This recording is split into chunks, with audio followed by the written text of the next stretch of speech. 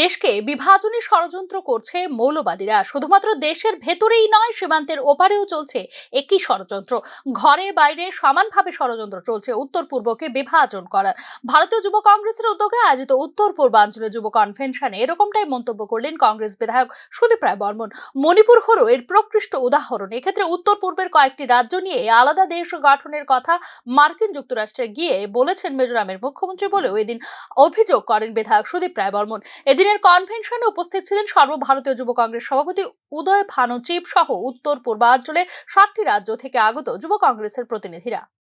शक्ति देश में नहीं, फंडामेंटलिस्ट फोर्स सिर्फ हमारे देश में नहीं है, भाजपा के रूप में, आरएसएस के रूप में नहीं, वहां पे भी फंडामेंटलिस्ट फोर्सेस है, आवर नेबरिंग कंट्रीज, जिसका आग नॉर्थ ईस्टर्न स्टेट्स में है। किस तरह से अशांति फैलाया जाए, कैसे नॉर्थ ईस्ट को तोड़ा जाए, नॉर्थ ईस्ट को एक्सट्रीमिस्ट से मुक्त है, नॉर्थ ईस्ट को फिर से कैसे एक्सट्रीमिस्ट